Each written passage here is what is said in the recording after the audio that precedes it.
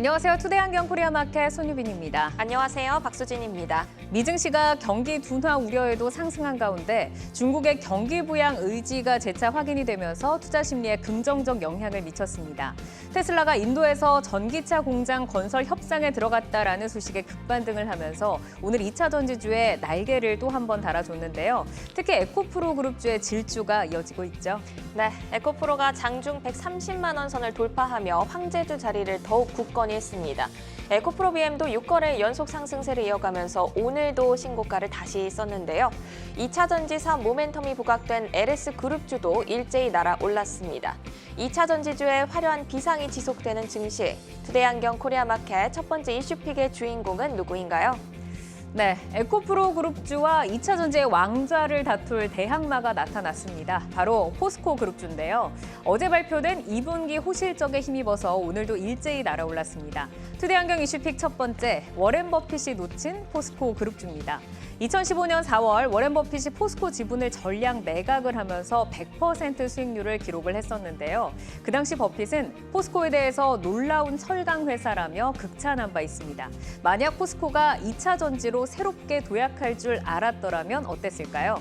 2차 전지 기업으로 수직 계열화된 포스코 그룹주가 신고가 랠리를 이어가고 있습니다. 합산 시가총액이 70조 원에서 무려 115조 원으로 불어났는데요. 2분기 호실적에 증권가의 목표가 상향도 잇따르고 있습니다. 오늘도 그룹주 전반적으로 탄력이 좋았죠. 네, 포스코 그룹주의 신고가 랠리는 오늘도 이어졌습니다. 역대 최대 영업이익을 기록한 포스코 인터내셔널이 어제 상한가에 이어 오늘도 12% 오르면서 52주 신고가를 다시 썼습니다. 포스코 퓨처엠도 10% 상승으로 신고가를 경신했는데요.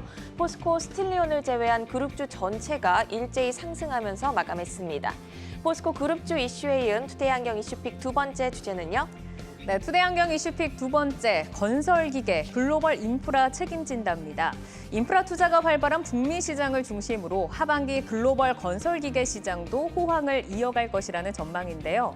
북미와 유럽 시장에서 안정적인 성장세가 기대가 되고 신흥시장의 자원 채굴 수요, 우크라이나 인프라 프로젝트 등은 새로운 매출을 창출시킬 것이라는 분석입니다. 오늘 건설기계주들도 에너지가 강했죠. 네, HD 현대인프라코어, HD 현대건설기계, 두산밥켓, 건설기계 빅3사와 중장비 부품업체인 DY파워가 모두 52주 신고가를 기록하며 강한 에너지를 뽐냈습니다. 글로벌 인프라 시장을 책임지고 있는 국내 건설기계 업체, 종목별 성장 스토리 잘 따라가 보셔야겠습니다. 네, 투데이안경 이슈픽 종목 포스코 그룹주 건설기계주 가운데서 뜨거운 관심을 받고 있는 포스코 인터내셔널, 포스코 DX, HD 현대인프라코어 그리고 DY파워입니다. 자, 이 종목들 투자자 여러분 매수하셨나요? 매도하셨나요? 아니면 아직도 고민하고 계신가요? 종목들의 최적화된 매매 타이밍을 포착해보는 매도의 기술 지금부터 시작합니다.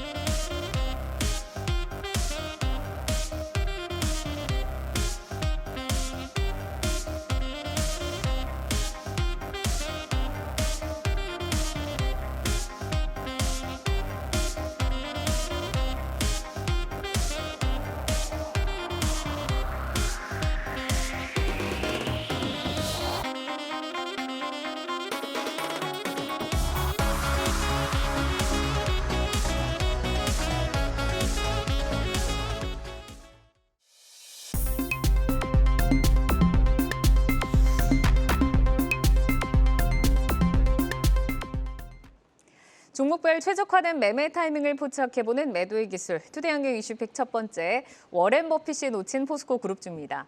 자, 포스코 그룹주의 고공행진이 지속되고 있습니다. 현재 포스코 홀딩스는 목표가 상향이 잇따르는 가운데 한국투자증권에서는 기존 50만 원에서 90만 원으로 목표가를 높였습니다. 목표가로 시총을 계산하면 현재 54조 원에 달하는 시총이 76조 원대로 점프를 하게 되는데요. 포스코 홀딩스뿐 아니라 포스코 퓨처엠, 포스코 인터내셔널 인터내셔널 등 포스코 그룹주에 대한 눈높이가 전반적으로 함께 올라가고 있습니다. 어제 발표된 2분기 호실적으로 멀티플은 더욱더 상향이 되고 있는데 증권사의 보고서 제목만 보더라도 높아져만 가는 기대감, 프리미엄의 이유 보여줄게, 온통 지금 극찬에 대한 좀 일색이 이어지고 있는데 자, 그럼 이제 투자를 할 때 투자자들이 이 포스코 그룹주 어떤 점에 포커스를 두고 멀티플 확장 열어둬야 할지 김성근 부장께 들어볼까요? 예, 사실 국내에서 가장 이상적인 수직 기여라를 하고 있다라고 평가를 받고 있는 이제 포스코 그룹주들의 열기가 좀처럼 식지 않은 그런 모습을 보여주고 있는데요. 결론적으로 향후에 가장 좀 중요하게 봐야 될 포인트는 바로 이제 포스코 퓨처엠과 포스코 홀딩스 이 두 회사가 아닐까라고 좀 보여집니다. 사실 지난 4월이었나요? 아무튼 포스코 전체 IR을 통해서 공개된 이후에 주가가 상당히 좀 가파른 상승세를 좀 보여주고 있는 모습들을 보여주고 있는데 거기에서 밝힌 바에 의하면은 포스코 퓨처엠이 2030년까지 양극재 100만 톤 양산 계획으로 상향을 조정을 했습니다. 이것의 계획대로 갈지 혹은 더 좋아질지 여부, 거기에 따라서 또 추가적인 수주의 반영 여부들이 상당히 좀 중요한 포인트가 될 것 같고요. 거기에 따라서 또 포스코 홀딩스 같은 경우에도 점차적으로 내재화 비율을 높여가고 있는 모습 보여주고 있는데요. 리튬 같은 경우에는 올 4분기를 시작으로 해서 본격적으로 시작이 되는 부분들인데 2028년도 리튬 33만 톤 양산 계획을 현재 지금 추정으로 그 정도를 좀 하고 있는 모습이고 IR에서는 2030년 42만 3천 톤까지 늘리겠다라고 지금 합니다. 늘리겠다라는 목표에 근거한다면 내재화율이 80%가 넘게 되는데 자체적으로는 60에서 70 정도를 수준에서 내재화율을 하겠다라는 목표를 지금 하고 있습니다. 물론 리튬 같은 경우에는 계속해서 이제 민증 절차도 좀 거쳐야 될 것이고 또 점차 대량 생산을 하게 되기 때문에 수요 문제라든지 또 이제 질의 문제들도 상당히 좀 중요한 포인트가 될 것 같은데요. 그래서 결론적으로는 포스코 퓨처엠의 이런 수주와 계획대로 좀 진행될지 여부와 포스코 홀딩스가 갖추게 될 리튬에 있어서 좀 원활한 계획들 그리고 추가적으로 좀 주계세 광권의 좀 지분 확보를 위해서 현재 지금 협상 중이라는 얘기들도 있기 때문에 이러한 부분들도 또 추가적인 모멘텀화 될 수 있는 부분으로 한번 기대를 해보면 될 것 같습니다. 네, 참 포스코 그룹주 이제 오늘도 강했는데 신고가 랠리를 이어가고 있습니다. 오늘은 이제 또 포스코에 관심 있으신 분들 가운데서 포스코 인터내셔널 그리고 포스코 DX를 조금 더 이제 집중적으로 한번 전해드려보도록 하겠습니다. 지금 사인을 보니까 두 분 다 인터내셔널은 고를 주셨고요. 포스코 DX는 스탑 사인을 주셨는데 포스코 인터내셔널부터 볼까요? 창사 이래 최대 실적을 기록을 하면서 오늘 신고가를 다시 썼습니다. 자, 김성준 부장께 먼저 들어보겠습니다. 포스코 인터내셔널은 갈 수 있는 이유 어디 있을까요? 일단 뭐 기본적으로 뭐 미얀마 가스전이 뭐 30%가 넘는 이익을 지금 구간 가운데 오늘 또 인도네시아 저기 또 이제 가스 강구 계약 소식까지 좀 전해졌습니다. 물론 최근에 그 워렌 버핏이 일본의 상사주들을 대거 매수했다라는 소식과 함께 좀 각광을 받았는데 네. 사실 지금 현재 주가로는 오히려 포스코 인터내셔널이 더 비싸졌습니다. 워낙에 좀 단기 급등을 좀 했기 때문에. 하지만 뭐 그렇다고 해서 여기서 뭐 모멘텀이 사라졌느냐 이런 부분은 아니라고 보여지고요. 충분히 뭐 단기 급등에 따라서 일부 조정이 나올 수도 있겠습니다만은 추가적으로 저는 더 우상향할 수 있는 주가 흐름을 좀 기대한다라는 차원에서 고의견 드립니다. 네, 실적과 더불어서 또 포스코주들의 또 강세에 힘입어 좀 많이 오르긴 했지만 여전히 매력적이다.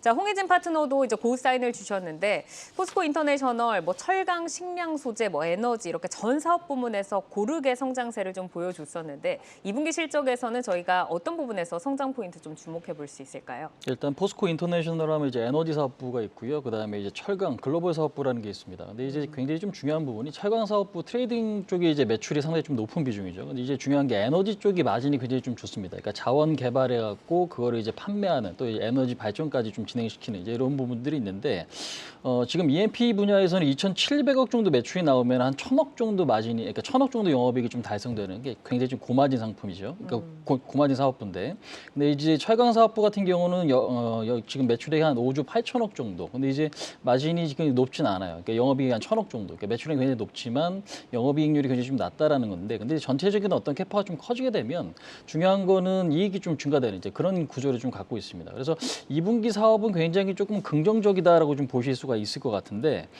경기에 대한 우려감이 앞으로 조금 있거든요. 2분기거든요, 사실상. 그렇기 때문에 철강에 대한 수요나 이런 것들이 앞으로 지금 2분기처럼 무조건 좋을 거다라는 전망이 하반기에도 있지는 않지만 중요한 거 이 빈자리 누가 좀 치고 갈 거냐에 대한 부분들이 좀 중요한 것 같은데 중요한 거 이제 2차 전지 소재라든지 아니면 구동 모터 코어라든지 신재생 에너지 쪽 분야의 어떤 성장성이 결국에는 주가가 많이 오르긴 했지만 어떤 기대감을 좀 만들어줄 수 있는 요인이다라고 좀 보고 있는 부분이 있습니다. 그래서 결국에는 하반기는 다소 조금 낮아질 가능성도 있긴 해요. 실적에 대한 부분이. 근데 이제 방금 말씀드린 대로 어떤 성장 산업에 대한 주목도 이 부분에 대한 성장이 네. 앞으로 우리가 좀 주목하셔야 될 포인트가 아닌가 좀 이렇게 좀 보고 있습니다. 네, 지금 이제 에너지의 그 자원 개발 쪽이 이제 고마진의 사업부다라고 좀 말씀을 주셨는데 이 에너지를 포함해서 그 친환경 사업들이 좀 눈에 띄는 성장세를 기록을 하고 있잖아요. 사업 포트폴리오가 이제 미래 먹거리로 잘 구성이 되어 있고 앞으로 좀 장기적으로도 우상향 성장 사이클 기대를 해봐도 좋을까요, 부장님? 일단 뭐 기존에 이제 친환경 사업 부분들 LNG라든지 수소 그리고 뭐 이제 신재생 이런 분야에서 일단 좀 강점을 가지고 있고 또 이제 말씀 아까 하셨던 것처럼 뭐 소재라든지 여러 부분에서도 두각을 나타내고 있는데요. 사실 종합 상사라는 것이 이것저것 다 할 수 있다라는 이런 부분들도 있잖아요. 그런 차원에서도 특히 또 포스코 그룹 내에서 이 에너지 사업에서 상당히 좀 중추적인 역할을 미래에도 담당하게 될 것이 바로 포스코 인터내셔널이 될 텐데. 기본적으로 이제 포스코 그룹이 2050년까지 기존의 고로 설비를 수소 환원 제철로 이제 바꾸는 이런 이제 그런 전환할 계획을 지금 가지고 있는데 네. 이 수소 관련된 공급 인프라를 이제 포스코 인터내셔널이 담당을 하게 될 겁니다. 예, 이에 따라서 또 태양과 해상 풍력 발전이라든지 이런 사업들도 또 이제 확대가 될 것으로 보여지고 LNG 수소 그리고 거기에다가 뭐 이제 탄소 포집이라든지 뭐 저장 장치 같은 이러한 또 새로운 사업들도 계속해서 좀 더 확산을 해 나갈 것으로 좀 보여진다라는 부분들에 있어서는 충분히 저는 포스코 그룹을 등에 업고 이런 여러 가지 사업을 펼치는 데 있어서 충분히 저는 어느 정도의 지금 그 사업의 성공 가능성을 상당히 좀 높일 수 있는 여러 분야들에서 좀 각광을 받을 수 있다는 차원에서 본다면은 저는 우상향하는 흐름 한번 기대를 해봐도 좋다 말씀드립니다. 네, 이 포스코 인터내셔널의 그 종목 토론방에 들어가 보니까 이제 약간 그 눌림을 좀 조정을 좀 기다리다가 지쳐서 고점인데도 샀다, 후회 없는 선택이길 뭐 이라는 이제 뭐 글들이 좀 있고 뭐 지금 고점인 것 같지만 앞으로 더 갈 것 같아서 이제 베팅을 하시는 분들이 많은 것 같은데 사실 이미 보유하신 분들은 뭐 지금 수익을 좀 즐길 수 있는 구간이고 지금 뭐 신규로 따라 들어가시는 분들도 꽤 계시는 것 같아요. 지금 시점에서 뭐 보유자 그리고 신규 좀 이렇게 전략 어떻게 짜는 게 현명하다고 보실까요, 파트너님? 참 주식이 어려운 게 아까 뉴스에서도 보셨겠지만요. 워렌 버핏도 털렸다라는 어떤 그런 기사들 있잖아요. 이제 그런 것들 약간 이제 보면 조금 대표적으로 따오긴 그렇죠. 했지만 예. 다른 데서 또 투자를 하셨죠. 그런 부분들을 네. 보면은 결국에는 주식이라는 게 사실상 정답은 없는 것 같습니다. 내 기준을 얼마만큼 잡고 매매할 거냐 이 부분들이 굉장히 좀 중요할 것 같은데 사실 많이 오른 주가를 보면 좀 부담스러운 건 좀 사실인 것 같아요. 다만 이제 힘이 있으니까 그게 어디까지 올라갈 거냐에 대한 부분 때문에 결국에는 더 갈 수 있다에 대한 어떤 관심도가 좀 많은 것 같은데 사실상 우리가 이제 종목을 바라보면 요즘 시장은 굉장히 좀 극명하게 양극화돼서 갈리죠. 그러니까 달리는 말이 더 가서 기다리는 조정은 오지 않는다라는 어떤 성격의 종목도 상당히 좀 다수 있고 다만 이제 그런 종목들이 너무 많이 올라간 것도 좀 사실이긴 하기 때문에 네. 사실상 굉장히 좀 쉬운 구간은 좀 아닌 것 같습니다. 근데 이제 제가 볼 때는 이건 차트 흐름 보시면서 간단하게 조금 말씀드려보도록 하겠습니다. 그러니까 지금 포스코 인터내셔널은 제가 고사인을 좀 드리긴 했지만 중요한 건 밸류에 대한 어떤 부담이 그렇게 크진 않거든요. 다만 이제 여기 갭이 떴고 요 갭 자리에 대한 부분이 1차적인 지지 라인이에요. 65,000원짜리고 그다음에 지금 통계적으로 좀 봤을 때는 우리가 이제 과매수권에 진입을 하면 주가가 좀 밀렸던 부분들이 좀 있어요. 특히나 RSI 지표 자체가 90을 넘어가게 되는 이런 구간들이 결국에는 추가적으로 뭐 시세가 꺾이는 건 아니지만 적어도 조정이 나온다거나 아니면 탄력도가 조금 줄어들 수 있는 이제 그런 구간이다라고 좀 보여질 수 있기 때문에 지금도 딱 그 구간에 지금 위치를 해 있습니다. 이제 이런 측면을 보면 결국에는 한 번쯤은 좀 쉬어갈 수 있는 구간인 건 맞지만 다시 좀 탄력도를 붙을 수 있을 만한 모멘텀은 아직 좀 살아 있다라는 게 이게 가장 좀 중요한 포인트인 것 같습니다. 그래서 일단 현재는 내가 여기서 몰빵을 했느냐 아니면은 분할 매수 관점으로 보느냐에 따라 전략은 좀 바뀌도록 하겠지만 제가 볼 때는 밸류보다는 그렇게 단기적으로 많이 올랐지만 큰 상황은 아닌 것 같다 이렇게 좀 생각이 들고 있습니다. 약간 부담스러운 상황일 수도 있겠지만 그래도 좀 우상향을 좀 예고를 하는 이제 말씀을 좀 주셨고 자 포스코 DX로 넘어가 보도록 하겠습니다. 현재 투자 경고 종목인데 여전히 에너지를 분출을 하고 있습니다. 오늘 포스코 DX가 4.7% 오르면서 거래를 마쳤는데 두 분 다 여기서는 지금 스탑 사인을 주셨어요. 김성준 부장께 먼저 좀 경계감에 대한 이야기를 들어볼까요? 일단 기본적으로 이제 포스코 그룹들이 워낙에 좀 강한 움직임을 보여주고 있는데 저는 개인적으로는 포스코 홀딩스, 포스코 퓨처햄 그리고 앞서 언급드렸던 포스코 인터내셔널 이 3사를 제외하고는 네. 여러 가지 좀 포모 현상과 같이 함께 좀 많이 올랐다는 측면들이 좀 있다 이런 생각들이 좀 들고요. 일단 뭐 밸류 부담도 살짝 가지고 있고 물론 성장성은 좋으나 제가 볼 때는 모두 다 고하기에는 분명히 좀 부담스러운 주가 위치에 있다라는 차원에서 일정 부분 경계하자라는 차원에서 스탑 사인으로 말씀드립니다. 네.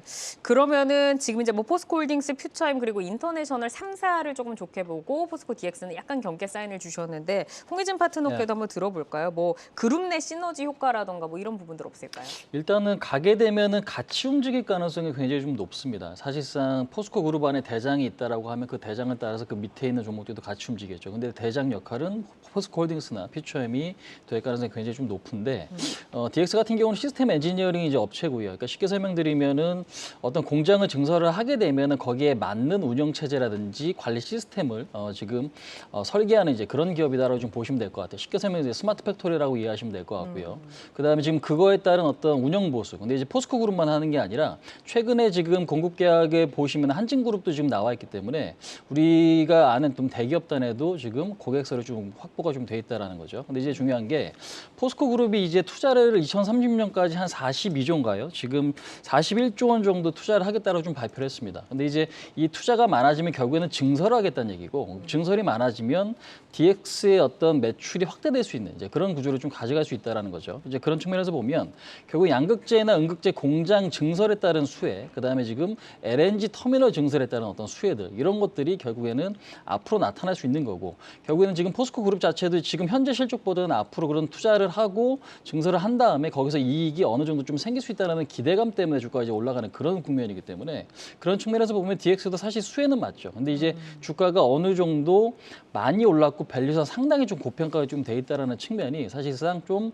부담스러운 위치까지 있다. 근데 이제 좀 전에 이제 제가 포스코 인터내셔널 차트에서도 좀 말씀드렸지만 이것도 그 부분 한번 좀 같이 차트 보시면서 말씀 좀 드려보도록 네. 하겠습니다. 그러니까 지금 보시면은 우리가 이제 통계라는 거 사실 거짓말을 지나고 보면 하진 않는데 동사 같은 경우도 올해 4월 달에 주가가 한 차례 좀 많이 올랐단 말이에요. 근데 이제 역시 또 똑같이 과매수권이 진입이 돼 있으면 그 이후에 하락폭이 상당히 조금 과하게 아니면 조금 지루하게 나타났던 걸 확인하실 수가 있습니다. 이번에도 또 똑같이 그 구간에 지금 접어들고 있죠. 이런 측면에서 보면 강한 건 맞지만 여기서 한번 흔들리게 되면 또 순식간에 좀 변동성이 확대될 수 있는 이제 그런 구간이다라는 것. 그런 측면에서 보면 밸류 부담도 있기 때문에 제가 볼 때는 조금 더 쉬어갈 수 있는 그림이 나타날 수 있지 않을까 이렇게 좀 말씀드려보도록 하겠습니다. 그러니까 뭐 장기적으로 수혜가 맞기는 하지만 지금 밸류가 약간 고평가 상태고 주가도 이제 약간 좀 부담 있는 이제 그때 와 있다라고 좀 말씀을 주셨는데 사실 포스코의 그룹주에 이런 뭐 좀 장밋빛 전망에 좀 베팅을 하시는 분들은 뭐 포스코 DX의 주주분들이라고 하더라도 좀 급하게 매도하실 생각이 없지 않을까라는 좀 생각이 드는데 여기서 좀 가격적으로 전략 어떻게 좀 짜가는 게 좋을까요, 부장님? 저도 사실 말씀하셨던 거랑 의견이 거의 뭐 같다고 생각은 드는데요. 포스코 그룹주들이 증설이 엄청납니다. 지금 그 말씀도 하셨습니다만 추가적으로 말씀을 드리면 뭐 아르헨티나 리튬 공장도 이제 원격 운영을 아마 포스코 DX가 하게 될 것이고 올해 또 내년까지 수준은 상당히 좀 크게 늘어날 개연성은 좀 높은 그런 상황입니다. 다만 주가가 또 이미 좀 빠르게 좀 반영이 됐고 지금 시총이 지금 5조가 넘었습니다. 그래서 그렇게 본다면 좀 부담스럽고요. 가격적으로는 대략 차트 보시면서 말씀을 드리면은 일단 한 3만 원 정도 지지를 저는 1차적으로 좀 생각을 좀 해봅니다. 일단 과열권에 있는 만큼 조정을 보인다면은 대략 한 3만 원 정도 선에서는 다시 한번 좀 이제 다지는 구간이 좀 오지 않겠는가라고 좀 판단이 되고요. 그렇다면 지금 현재 구간에서는 다소 좀 조정에 대한 부분들은 좀 생각을 해보시고요. 네. 일단 저항가는 이제 아무래도 어제 윗거리 긴 가격권 고점 한 3만 8천 원 정도를 말씀을 드리겠습니다. 네, 알겠습니다. 자, 이어서 건설기계 관련주로 넘어가 볼까요? 글로벌 건설기계 시장이 이제 인프라 투자가 활발한 북미 시장을 중심으로 크게 성장을 하면서 하반기 성장에 대한 눈높이가 올라가고 있습니다. 뭐 앞으로 또 우크라 재건 수요까지 더해지게 된다면 이쪽에 대한 훈풍도 기대된다라는 전망이고 오늘 중국 시장에서도 좋은 얘기가 또 들려왔고 하반기에 좀 주요국의 인프라 투자 그리고 건설기계 시장 전망에 대해서는 어떻게 좀 보실까요?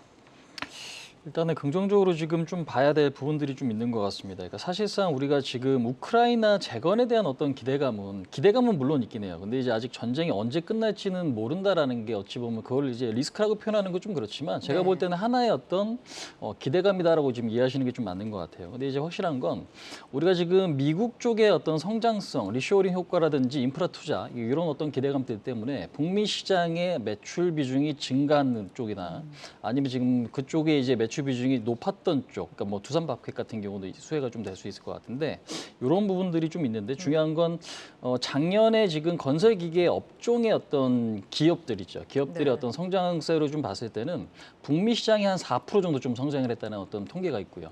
그다음에 지금 유럽 쪽이 한 2% 정도 성장했다는 통계가 있고, 그다음에 지금 중국 지역이 부동산 경기가 요즘 되게 좋지가 않습니다. 그래서 중국 쪽이 매출 비중이 상당히 조금 낮아졌다. 그러니까 시장 자체가 조금 다운됐다라는 부분들이 결국에 좀 나타나고 있습니다. 그래서 당분간은 지금 경기에 대한 어떤 기대감이라든지 뭐 우려감이 지금은 좀 공존하고 있는 그런 구간인 건 맞지만 현재로서는 미국 효과가 가장 좀 크게 작용할 수 있는 부분이 인프라 투자 부분에 있어서 네. 가장 좀 핵심적인 내용이 아닌가 이렇게 좀 생각을 하고 있고, 그다음에 이제 우크라이나 재건에 있어서는 이것 때문에 우리가 너무 큰 기대를 하기보다는 플러스 알파가 될 수 있는 이제 그런 요인이기 때문에 부정적으로 보기보다는 긍정적인 요인도 될 수 있기 때문에 수혜주를 좀 명확하게 좀 구분할 필요는 있겠다 이렇게 좀 이야기드릴 수 있을 것 같습니다. 네, 우선 이제 미국 시장에서 받는 영향이 가장 크고 뭐 재건이라던가 하는 부분에서는 이제 관련주 정도만 좀 정리하고 있자라고 좀 말씀을 해주셨습니다. 자, 글로벌 시장에서 존재감을 드러내고 있는 국내 건설 기계주 가운데서 오늘은 HD 현대인프라코어 그리고 이제 DY 파워에 대해서 두 분의 의견을 여쭤보도록 하겠습니다. 지금 다 고사인을 지금 주셨어요. HD 현대인프라코어부터 한번 볼까요? 오늘 17%대 급등을 지켜내면서 거래를 마쳤는데 홍희진 파트너께서는 현대인프라코어는 어떤 점을 좀 높게 보세요? 일단은 지금 우리나라 건설기계 쪽이 굉장히 좀 중요한 게 이제 중국 매출 비중이 많이 좀 줄었는데 그 매출처럼 다각화에 좀 성공했다라는 게 가장 좀 핵심적인 부분인 것 같습니다. 그래서 일단은 현대인프라코어 같은 경우는 K2 전차 엔진이라든지 그다음에 지금 현대인프라코어의 어떤 미국 진출에 따른 어떤 성장성 이 부분이 가장 좀 핵심적인 부분인 것 같아요. 그래서 결국에는 우리나라 지금 건설기계 업종 자체가 그러니까 중동 지역이라든지 유럽 지역 그다음에 네. 아시아 쪽까지 좀 확대시키고 있거든요. 그러니까 그동안에는 중국 매출 비중이 워낙 좀 높다 보니까 이쪽이 안 좋아지면은 굉장히 어려워지는 거 아니야라는 우려감 때문에 주가가 장기적으로 조금 어려운 상황이 좀 나타났다면 이제는 뚜껑을 열어보니까 그래도 좀 대체할 곳이 좀 생겼다라는 거죠. 이제 그런 측면에서 보면 예전에 저평가받았던 부분들이 이제는 하나둘씩 다시 고평가까지는 아니겠지만 좀 재평가를 받는 이제 그런 구간으로 좀 진입을 했다. 그래서 오히려 지금 거래가 조금씩 실리면서 외국 비중이 좀 높아지고 있거든요. 이제 그런 측면에서 보면 역시나 마찬가지로 미국 모멘텀이 가장 좀 크게 좀 중요한 포인트가 아닌가 이렇게 좀 이야기 드릴 수 있을 것 같습니다. 그러니까 실적에 대한 우려로 시장에서 평가를 제대로 받지 못하다가 이제는 조금 주가가 빛을 보는 상황이다라고 말씀을 주셨는데 뭐 미국에서 이제 성장성을 좀 높게 본다라고 하셨잖아요. 북미나 유럽 시장의 점유율 그리고 뭐 지금 실제로 보여주고 있는 매출 성장세는 어떤가요, 부장님? 사실 뭐 사업 보고서상이나 여러 보고서상에 뭐 특별하게 그 특정 지역에 대한 점유율이 나오진 않고 있는 상황이긴 합니다. 네. 하지만 이제 한때 중국 관련된 매출 비중이 45%대까지 차지할 정도로 상당히 좀 컸었는데 최근에는 15% 내외로 많이 줄어들었어요. 하지만 그 틈을 이제 선진 시장 그리고 신흥 시장이 지금 주도를 하고 있는 모습인데요.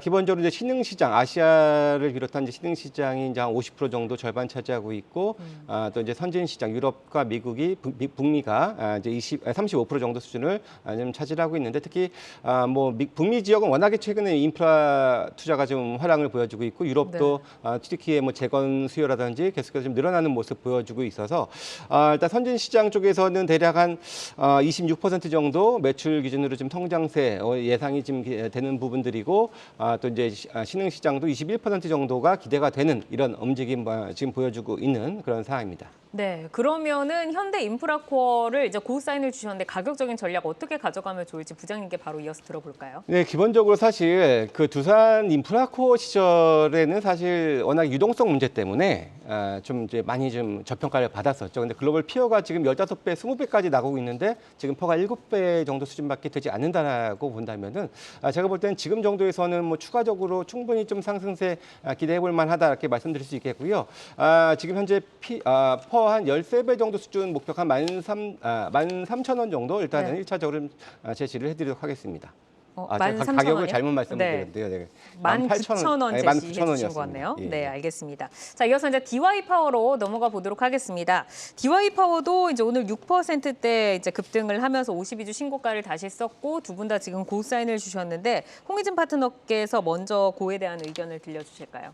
일단은 DY 파워뿐만 아니라 우리나라 지금 굴삭기, 그러니까 건설기계 업체 부품 섹터들 같은 경우는 사실상 전방 쪽이죠. 그러니까 지금 결국 현대건설기계라든지 두산밥켓, 그다음에 지금 HD 현대인프라 코어 이런 쪽에 어떤 주가 상승이 일어나면 가치 흐름이 좀 나타날 수밖에 없다라는 거죠. 그런 측면에서 보면 결국 어떤 이치와 똑같냐면 삼성전자 가면 반도체가 따라가는 거고 그다음에 포스코가 가면 밑에서 소재단이 같이 움직이는 이제 그런 그림이랑 이제 같다라고 좀 보시면 될 것 같습니다. 동사 같은 경우는 근데 이제 사실상 이제 중요한 부분들이 지금 현재 시가총액이 2천억이 좀 채 안 되는데요. 작년에 영업이익이 270억, 그다음에 지금 2021년도에는 470억 정도. 그러니까 현재 밸류상 굉장히 부담이 별로 없어요. 그러니까 PBR 0.7배 정도, 그다음에 지금 PER 같은 경우는 10배 정도 수준이기 때문에 그동안에 모멘텀이 없었지만 지금은 가격적으로 이제 부담스러운 자리가 아닌 거죠. 그런 측면에서 봤을 때는 앞으로 당분간은 조금 더 상승세를 좀 이어갈 가능성이 높다. 근데 이제 동사가 뭔가 주도하면서 움직이기보다는 결국에는 지금 앞에 있는 건설기계라든지 현대인프라코어 이쪽에 대한 어떤 주가 흐름을 같이 좀 체크하시는 게 가장 좀 중요한 포인트가 아닌가 이렇게 좀 말씀드려보도록 하겠습니다. 또 주식에서 또 가장 큰 호재가 또 주가가 싼 부분이라고도 하니까 말씀을 주신 것처럼 이제 현대인프라코어라던가 또 뭐 히타치 등이 이제 주 고객사로 되어 있는데 이제 매출액이 함께 좀 동행을 하다 보니까 이런 부분들 이제 기대가 된다라고 말씀을 주셨습니다. 자, 그럼 하반기에 좀 우상향하는 실적 성장세 기대를 해볼 수 있을까요, 부장님? 일단 주력 매출이 앞서 얘기했던 현대인프라코어였는데요. 일단 올해 2분기에도 상당히 좀 좋은 그런 실적 흐름 기대가 되는 만큼 마찬가지로 좀 좋아질 수 있고요. 특히나 1분기 중에 판가 인상이 있었습니다. 그렇다면은 2분기에는 아마 온기로 다 반영이 될 것이고요. 네. 그렇다면은 이 밸류적인 부분에 있어서는 뭐 진성 TC와 함께 거의 다 뭐 가장 싸다라고 볼 수 있을 정도로의 부담 없는 그런 위치이기 때문에 제가 볼 때 충분하게 뭐 추가적인 우상향 흐름은 기대해 볼 수 있다라고 좀 기대를 해봅니다. 두 분 다 지금 이제 고사인을 주셨고 추가적인 우상향까지 말씀을 주셨으며 지금 갖고 계신 분들이 좀 홀딩을 해야 할지 가격적인 전략을 홍희진 파트너께 들어볼까요? 이거는 차트 보시면서 간단하게 좀 말씀드려보도록 하겠습니다. 네. 일단은 지금 DY 파워 같은 경우는 그동안의 주가가 올해 같은 경우도 저점에서 많이 올라왔어요. 사실상 우리가 이제 이런 종목을 보면 지나고 보면 많이 올라 있는데 막상 이 종목을 들고 있으면 굉장히 좀 답답하고 좀 지루할 수 있는 그런 특징을 좀 갖고 있는 스타일이거든요. 근데 이제 중요한 거는 전 고점 라인을 제가 볼 때는 조금 그러니까 돌파 시도할 수 있는 그런 그림까지는 좀 기대해 볼 수 있을 것 같습니다. 그러니까 지금 작년 1월달, 3월달, 4월달 고점 라인이죠. 그러니까 이 자리를 지금은 넘어가기 좀 시작을 하고 있기 때문에 전고점 지금 2만 원 구간에 대한 어떤 돌파 시도도 기대해 봄직하다. 다만 조금 매매 자체가 그렇게 빨리빨리 진행되는 종목은 아니기 때문에 그 부분만 좀 체크하시면 될 것 같습니다. 네, 약간의 탄력은 낮을 수도 있지만 2만 원의 목표가 제시를 해주셨습니다. 자, 매도의 기술 오늘은 포스코 인터내셔널과 포스코 DX 또 HD 현대인프라코어, DY 파워까지 살펴드렸는데 현재 주가와 모멘텀을 기준으로 포인트를 제시를 해드리기 때문에 시장이 변화한다면 전략도 변동 가능한 점 기억을 해주시길 바랍니다. 주요 이슈와 모멘텀 계속해서 팔로우하면서 여러분의 전략 체크해드리겠습니다.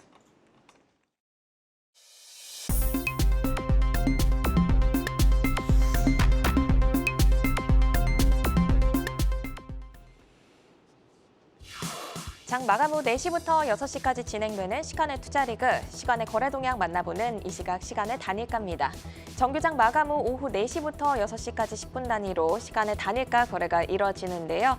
이 시각 시간의 단일가를 통해 시간의 주요 종목 등락률 실시간으로 생생하게 전달해 드리겠습니다. 그럼 이 시각 시간의 단일가 코스피 상승률 상위부터 보겠습니다. 어떤 종목들 올라와 있을까요? 이스타코가 9% 강세로 가장 강하게 출발하고 있습니다. 뒤를 이어서 나이스도 9% 강세 보이고 있고요. 의료 업체인 TBH 글로벌 5% 강세로 출발하고 있습니다. 5거래 연속 외국인이 매수하고 있는 한솔 PNS도 4% 강세 보이고 있고요. 차량용 스프링 그리고 시트를 제조하는 대원강업 자동차 부품주로 오늘 5% 강세를 보였는데 마찬가지로 2% 상승을 보이면서 8,210원 선 지나가고 있습니다. 계속해서 코스닥 상승률 상입니다. 네, CKH가 10% 상승하면서 상한가로 들어갔습니다. 중국 증시 상승세에 힘입어서 시간에서 강세 보이고 있고요.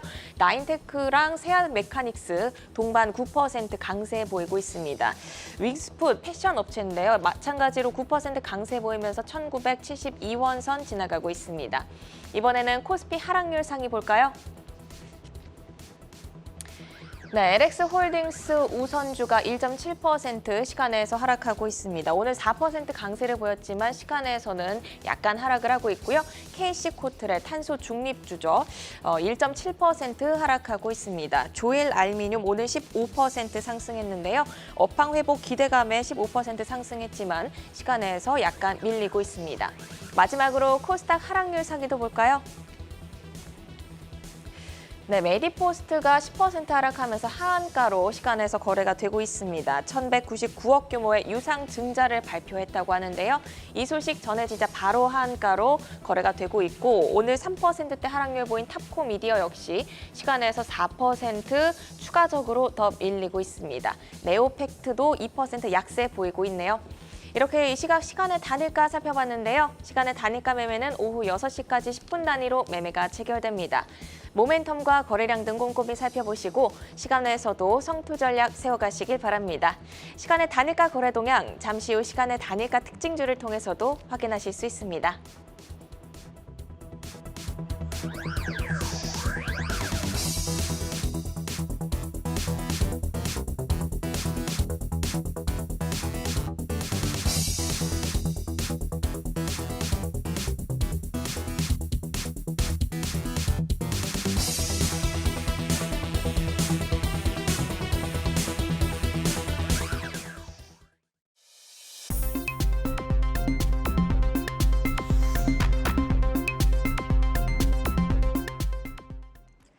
다양하게 부각되는 이슈와 모멘텀 속에서 연속성 있는 재료로 우상향할 주인공 누가 될까요? 주도주로 떠오르게 될 종목을 미리 만나보는 라이징 스탁이고요. 먼저 지난 라이징 스탁의 수익률 베스트 종목 먼저 확인해 보도록 하겠습니다. 자, 김성준 부장의 종목입니다. 5월 3일에 제시하신 일진전기 목표가 10,000원을 돌파해서 수익률 36%를 기록을 했습니다. 자, 이어서 홍희진 파트너의 종목이죠. 5월 9일에 제시하신 LS 오늘 상한가로 목표가 12만 원 단숨에 돌파를 하면서 수익률 32%를 기록을 했네요. 33%. 자, 두 분의 전략을 다시 한번 좀 점검 받아보겠습니다. 자, 김성준 부장께 먼저 여쭤볼 텐데 일진전기를 지금 목표가 14,000원으로 상향 조정하셨어요. 전략 어떻게 좀 점검을 받아볼까요? 네, 기본적으로 최근에 변압기 관련된 회사들이 시장을 상당히 좀 크게 주도를 하고 있는 모습이고요. 특히 일진전기 같은 경우에는 2차 전지 관련된 실리콘 음극재 개발 소식도 더해지고 있습니다. 물론 아직 상용화까지는 좀 시간이 좀 많이 걸리겠습니다만 미래의 또 하나의 추가적인 이런 먹거리로서 좀 커다란 또 모멘텀도 좀 기대를 해보고 있습니다. 차트 보시면서 말씀을 드리겠는데요. 올 3월 달부터 꾸준하게 21선 근처에서는 큰 밀림 없이 계속해서 좀 우상향하는 N자형 상승세를 보여주면서 오늘도 52주 신고가를 갱신을 했는데요. 다시 한번 이제 돌파 후에 파동을 본다면 대략 한 1차적으로 14,000원 정도까지는 기술적으로 한번 목표를 해볼 수 있지 않겠냐는 차원에서 오늘 상향을 했고요. 그리고 선절 가격도 마찬가지로 상향을 해서 1,200원으로 제시를 해드리도록 하겠습니다. 네, 일진전기 목표가를 뚫어냈지만 계속해서 홀딩하면서 14,000원의 목표가를 한번 노려보자라고 말씀 주셨고, 자, 홍희진 파트너의 LS도 보도록 하겠습니다. 목표가를 13만 5천 원으로 상향 조정하셨는데 오늘 또 2차 전지 모멘텀 부각이 되면서 상한가로 마감을 했습니다. 네. 이 시간에 어떻게 좀 전략을 주실 건가요?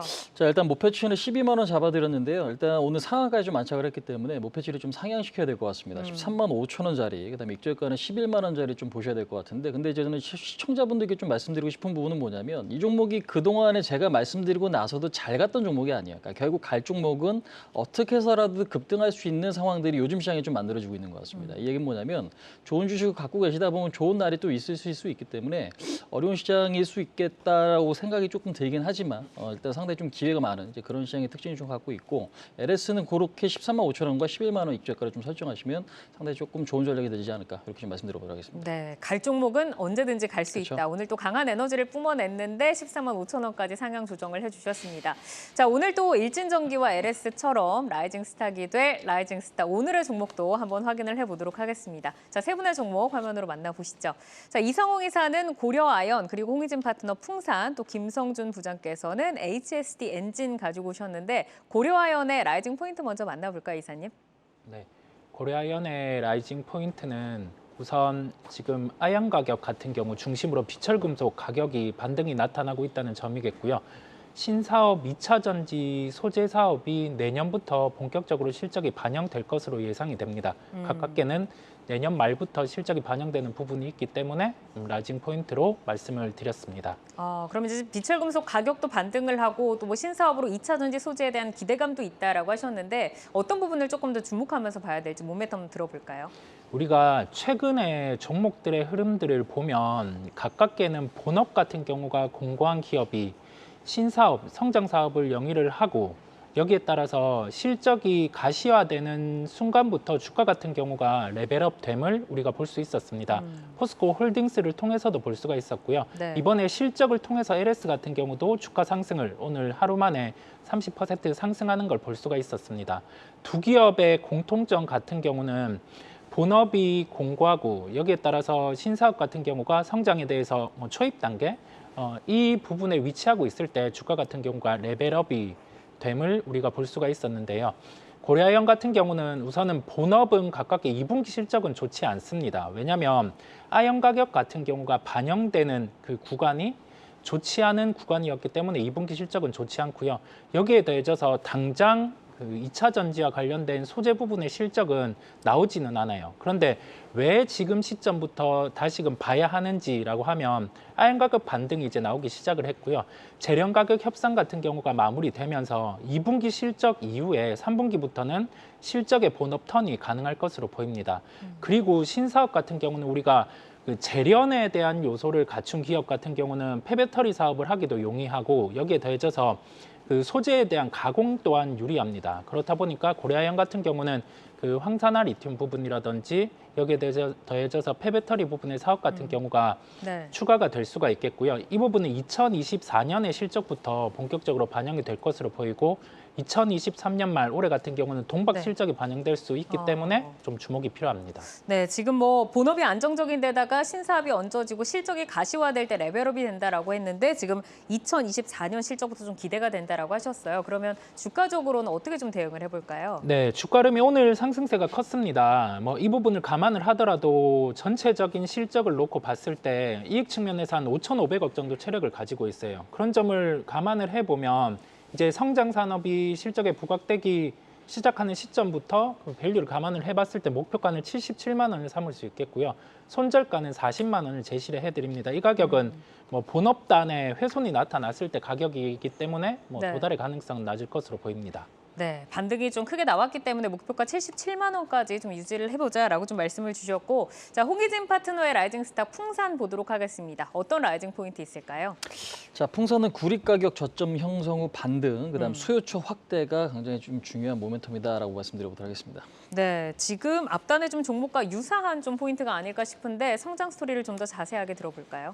자, 우리가 이제 구리 가격에 대한 굉장히 좀 중요한 포인트들이 좀 있는 것 같은데요. 사실 우리가 구리는 굉장히 좀 중요한 금속인데 전체적으로 보면은 지금 최근에 전력기기라든지 반도체라든지 아니면 전기차 쪽이라든지 이런 지금 업종들이 우리나라 시장을 주도하고 있죠. 근데 이제 우리나라 시장뿐만 아니라 글로벌 증시에서 굉장히 조금 잘 가고 있는 그런 업종이기도 합니다. 근데 이제 중요한 포인트는 이런 산업들이 좋아지면 반드시 그 안에 필수적으로 소요되는, 그러니까 소비되는 소재 자체가 구리죠. 네. 그러니까 구리인데 구리 가격이 지금 현재로서는 중국 때문에 가격이 인상이 안 나오고 있습니다. 근데 이제 중국 때문에 구리 가격이 인상이 안 나오는 이유는 구리 전체 소비량의 한 절반 정도를 이제 중국에 좀 차지하고 있죠. 근데 이제 골드만삭스 리포트에 좀 따르면 작년에 이제 구리의 어떤 소비량에서, 그러니까 소비 증가분에서 3분의 2 정도가 전기차 쪽에 대한 어떤 사용처가 좀 증가했다라고 이야기가 좀 나올 정도로 전기차 시장 확대는 구리 소비의 증가가 지금 같이 동반될 수밖에 없는 이제 그런 상태다라고 좀 보시면 될 것 같아요. 근데 이제 중요한 건 좀 전에 말씀드렸다시피 미국의 뭐 인프라 투자법에 대한 어떤 리쇼어링 효과라든지 인프라 투자 효과라든지 그다음에 반도체 시장 성장이라든지 마찬가지 전기차 시장 성장에 따른 구리 사용처가 증가가 되면 저는 결국 구리 가격은 다시 올라갈 수 있을 거다라고 보고 있습니다. 그럼 그렇게 됐을 때 가장 큰 수혜주 중에 하나가 풍산이다라고 좀 말씀드리고 싶고 오히려 최근에 주가가 약간 좀 부진한 모습들이 좀 나타나고 있긴 하지만 지금 시점의 어떤 위치가 상당히 매력적인 자리가 아닌가. 그래서 어찌 보면은 너무 단기 성향의 종목은 아닐 수 있겠지만요. 위치적으로 상당히 좀 매력적인 위치이기 때문에 관심이 좀 필요하다. 이렇게 좀 이야기 드려보도록 하겠습니다. 네, 경기가 반등하면 구리의 가격도 함께 올라가는 게 필수적이기 때문에 지금부터 좀 보자라고 말씀 주셨는데 가격적인 전략은 어떻게 좀 가져가 볼까요? 자, 요거는 이제 차트 흐름 보시면서 간단히 좀 말씀드려보도록 하겠습니다. 일단 42,000원에서 38,000원짜리 오늘 종가가 41,150원이거든요. 근데 이제 보시면은 요만큼이 이제 박스권의 흐름이고 요 박스권 흐름에서 21선 부근에서는 1차적인 매수는 가능할 수 있다라고 좀 말씀드려보도록 하겠습니다. 근데 이제 목표가는요. 1차적으로는 정고점 라인 47,000원을 좀 잡아드리긴 했지만 궁극적으로는 제가 볼 때 월봉이 지금 박스권의 큰 흐름을 좀 보여주고 있기 때문에 궁극적으로는 이 고점을 넘어갈 수 있다라고 좀 봐요. 다만 경기가 좋아지는 어떤 시그널들이 나와주고 구리 소요가 증가돼서 구리 가격이 고점을 찍을 때 그런 모습들이 좀 기대가 되는데 1차적으로는 47,000원, 그다음에 손절 라인은 32,000원 정도 좀 잡고 전략을 좀 짜 보신다면 상당히 조금 가격적인 메리트가 있는 종목이 아닌가 그렇게 좀 말씀드려보겠습니다. 알겠습니다. 자, 마지막으로 김성준 부장의 종목 조선주 HSD 엔진 가지고 오셨는데 라이징 포인트와 성장 스토리 한꺼번에 들어볼까요? 네, 고마진의 친환경 엔진 중심의 수주가 크게 증가하면서 8월 중순에 있을 실적 발표에 앞서서 편안하게 좀 모아가는 전략으로 접근을 해보면 좋을 것 같습니다. 네, 자세한 이야기까지 계속해서 들려주시죠. 네, 최근에 지난 17일 날 삼성중공업이 대만 에버그린으로부터 메탄올 추진선 16척을 수주를 받았습니다. 대략 선가의 10에서 15%가 엔진 가격이라고 감안해보면 대략 한 5천억 내외가 될 텐데 사실 현대중공업, 그러니까 HD 현대중공업과 HSD 엔진 이 두 개 회사만이 사실 그것을 감당할 수가 있고요. 여타 중국 업체들은 사실 DF 엔진도 좀 소화하기 좀 힘든 그런 구간이기 때문에 사실상 2파전인데 기본적으로 현대중공업 같은 경우에는 한국조선해양의 조선 3사가 현재 메탄올 추진선 40척 이상 지금 이미 발주를 해놓은 상태이기 때문에 일정 부분 조금 찼고 그렇다면은 HSD 엔진 같은 경우에는 지금까지는 연구 개발을 해왔는데 아무래도 이제 새로운 이제 기술력을 좀 입증하고 싶기도 하고 그동안에 연구 개발했었던 것 성과를 보여주기 위해서라도 적극적으로 좀 수주전에 나설 가능성이 높다라는 차원에서 이번 수주를 아직은 뭐 조심스럽습니다만은 그래도 이 동사가 좀 가져갈 가능성이 높지 않겠냐라고 좀 보여집니다. 네. 기본적으로 올해 실적은 대략 한 영업이익 한 400억 내외, 그리고 내년에는 한 900억대, 그리고 후년에는 1,200억대로 꾸준하게 우상향할 수 있는 흐름인데 제가 앞서서도 언급을 드렸던 것처럼 이 동사뿐만 아니라 조선 3사들 대부분이 8월 14일 전후, 그러니까 중순에 경에 다 몰려 있습니다. 그렇다면 지금 7월 중순 아직 시간이 좀 남아 있으니까 대략 한 일주일 정도는 분할 매수를 한다라는 차원에서 8월 초까지 좀 접근을 하시고 네. 향후에 실적으로 지금 폭발할 때 좀 같이 한번 좀 이익 실현을 해보는 그런 전략으로 말씀을 좀 드리도록 하겠고요. 네. 또 목표 가격은 제 15,000원 일단 제시를 해드리고 선절 가격은 최근 저점 수준 1,800원으로 제시를 해드리도록 네. 하겠습니다. 조선주 슈퍼사이클을 외치다가 2차 전지로 조금 수급이 몰렸지만 다시 한번 기회를 노리면서 15,000원 제시를 해주셨습니다. 자, 오늘 라이징 스탁은 이성웅 이사의 고려아연 그리고 홍희진 파트너의 풍산 또 김성준 부장의 HSD 엔진까지 만나봤습니다. 내용 잘 참고를 해보시기를 바라겠고요. 함께해 주신 홍희진 와우넷 파트너, 김성준 하이투자증권 도곡 WM센터 부장 여기서 인사드리겠습니다. 고맙습니다. 시간의 단위가 거래 속 특징주들을 따라가 보는 시간의 단위가 특징주 탑5입니다. 시간의 단위가 거래는 내일장까지 연결돼 움직이는 종목들이 많습니다. 함께 하시면서 매매 전략에 잘 활용해 나가시길 바랍니다. 그럼 특징주 5위부터 확인하겠습니다. 이구산업인데요. 비철금속 전문 업체로 오늘 4거래 만에 반등에 성공했습니다. 3거래 연속 외국인이 담고 있고요. 오늘 8% 강세 보이면서 고점 부근에서 마감했는데 시간외에서도 빨간불 이어갑니다. 1.3% 상승하고 있습니다. 4위 종목은 대원강업입니다. 차량용 스프링과 시트를 제조하는 자동차 부품주로 자동차 부품주들의 호실적 기대감에 오늘 5% 강세를 보였는데요. 시간외에서도 강한 모습 보이고 있습니다. 3% 상승하고 있습니다. 3위는 미래나노텍 올라와 있습니다. 리튬 관련주로 2거래 연속 상승하고 있습니다. 오늘 윗꼬리를 조금 달긴 했지만 5% 강세로 마감을 했는데요. 시간의 거래에서 2천억 넘는 거래대금 실리며 활발하게 움직이고 있습니다. 2% 오르고 있습니다. 2위는 광무입니다. 마찬가지로 리튬 관련주로 오늘 정말 오랜만에 급등이 나왔습니다. 고점 대비 반토막난 주가 수준에서 20% 가까이 상승했는데요. 미래 나노텍과 함께 시간의 거래에서 리튬주의 강세 특징적으로 보이고 있습니다. 3.7% 상승하고 있습니다. 대망의 1위는 센서뷰입니다. 고주파 이동통신 케이블 안테나 설비 업체로 최근 신규 상장한 종목입니다. 오늘 장중 신저가를 기록하기도 했는데요. 시간의 거래에서 거래량 1위 기록하면서 반발 매수세 들어오고 있습니다. 4% 상승하고 있네요. 네, 그럼 단일가 특징주 3위 미래나노텍 보겠습니다. LCD 광학필름 제조업체지만 최근 자회사의 수산화 리튬 성장성이 부각되면서 주목받고 있습니다. 2차 전지 모멘텀이 부각되면서 2거래 연속 상승했고요. 오늘 6% 가까운 상승으로 마감했는데 시간외에서도 2% 강세 보이고 있습니다. 향후 주가 전망 어떻게 보실까요? 현재 주가들의 반응들을 종목들의 반응들을 놓고 보면 우선은 가깝게 성장을 반영하면서 미리 이 성장들을 주가로 가지고 오는 경향들이 있습니다. 그렇다 보니까 리튬 가격 같은 경우는 수산화 리튬 기준으로 한 7만 달러 정도 지금 형성이 돼 있어요. 본격적으로 이 자회사에서 양산을 한다고 하면은 실적으로 먼저 확인이 가능할 것으로 보이고요.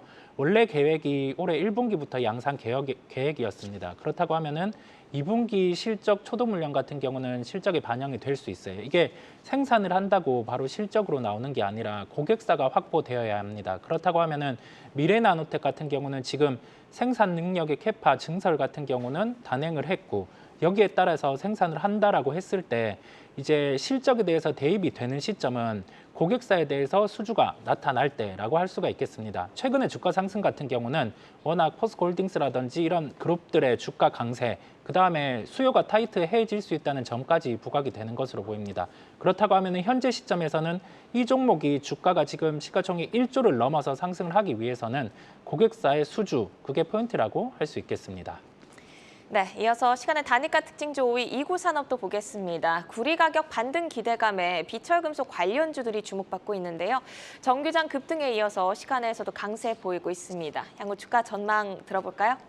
오늘 비철금속과 관련된 종목들의 주가가 강했어요. 어제 미국 시장이 열렸을 때 원자재 가격들의 반등이 나타났고 대표적으로 유가가 200일선을 안착하는 모습이 나타났습니다. 그다음에 곡물 같은 경우도 반등, 비철금속 같은 경우는 특히 구리 같은 경우는 경기의 회복을 반영을 하고 수요가 다시 나타나면서 강세를 나타낼 수 있습니다. 그렇다 보니까 이구산업과 같은 종목은 구리 가격의 상승에 따라서 실적이 확 좋아지지는 않아요. 시장에서 테마로 인식을 하고 있는 겁니다. 그렇다 보니까 우리가 실제 구리 가격의 수요가 증가를 하고 실적과 연결할 수 있는 종목은 대형주는 풍산이라고 할 수가 있겠고요. 이구산업과 같은 종목은 테마성을 띠고 있습니다.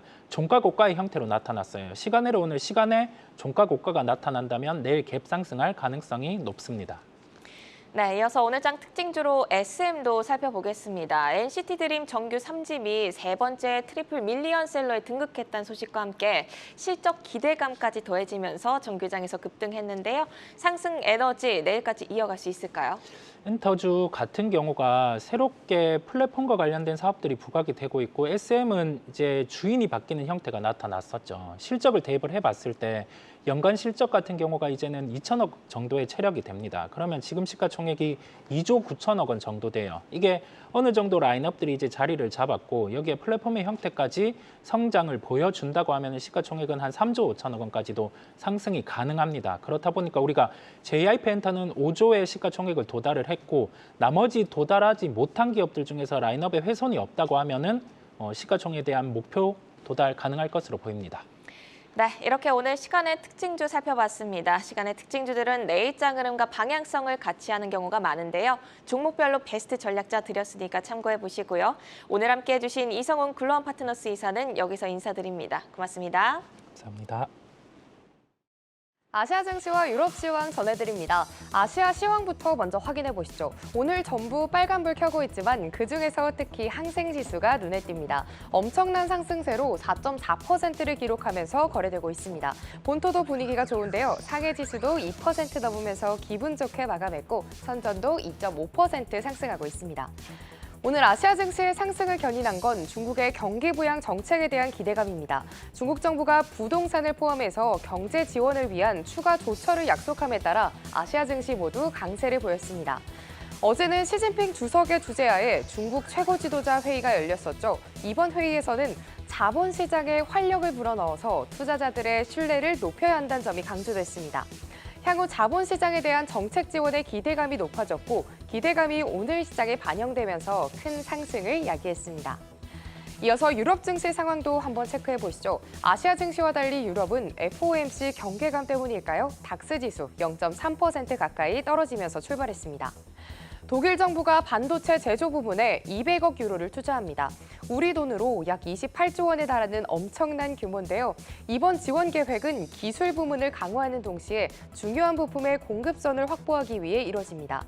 지원 자금은 2027년까지 독일 기업뿐 아니라 외국 기업에 분배될 거란 소식이 들려오면서 대만의 TSMC가 유치에 총력을 기울이고 있습니다. 우리나라의 반도체 기업들도 한번 체크해 보시면 좋을 것 같습니다. 지금까지 프랑스 깍크 지수는 어떻게 움직이고 있는지 한번 체크해 보시죠. 깍크도 약간 밀리면서 0.24% 하락으로 개장했습니다. 지금까지 시황센터 이마영이었습니다. 투데이안경 코리아마켓 방송 후에도 유튜브에 라이징 스탁으로 검색하시면 다시 보실 수 있습니다. 라이징 스탁과 함께 여러분의 포트를 풍성하게 채워갈 좋은 종목들과 함께 하시기 바랍니다. 투데이안경 코리아마켓은 항상 여러분의 든든한 전략 동반자가 되어드리겠습니다. 오늘도 함께해 주신 여러분 고맙습니다.